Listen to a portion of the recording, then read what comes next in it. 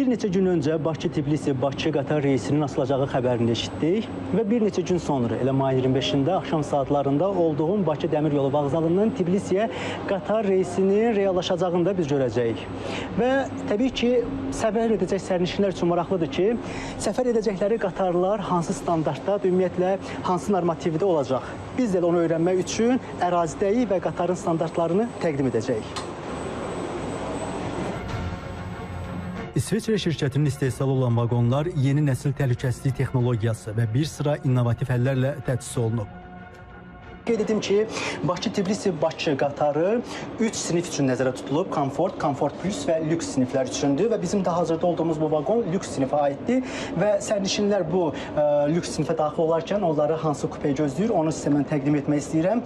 Sərnişinlər içəri daxil olarkən onları ilkin olaraq bu cür 2 mərtəbəli yataq yeri gözləyir və həmçinin belə xoş mənzərənin də timsalında bu cür oturacaq yeri və sərnişinlərin səfər müddətində rahatlığı üçün isə bu cür duş kabin yeri də nəzərdə tutulub. Ümumilikdə 6 vaqondan ibarət olan qatarın sərnişin tutumu 118 nəfərdir. İnklüziv prinsiplər də unudulmayıb.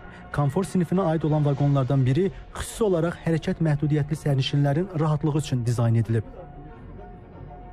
Təbii ki, səfər çərçivəsində sərnişinlərin qidalanması nəzərdə tutulub. Bizim olduğumuz bu vaqonda isə sərnişinlər üçün bufet zonadır. Burada heyət qidaları hazırlayacaq və o hissədə isə qarşılıqlı şəkildə 2 və 4 nəfərlik sərnişinlərin qidalanması üçün bufet zonasıdır. Azərbaycan Dəmir Yolları 2024-cü ildən tətbiq olunan qiymət siyasətini bu marşrut üzrə də reallaşdırır. Bakıdan Tbilisiyə komfort sinifdə gediş haqqı 81, Komfort Plusda 117, Lüks sinifdə isə 180 manat təşkil edir. Səfərlərini bir ay öncədən planlaşdıran sərnişinlər isə biletləri daha ucuz əldə etmə imkanı qazanırlar.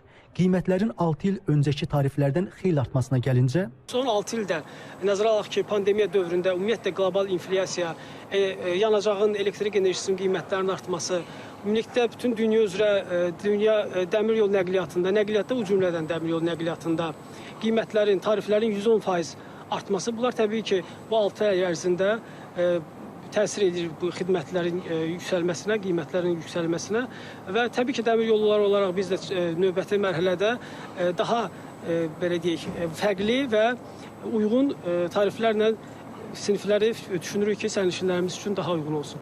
Yeni tariflərə və xidmət şərtlərinə vətəndaşların münasibəti isə fərqlidir. Müəyyən insanlar var ki, təyyarə ilə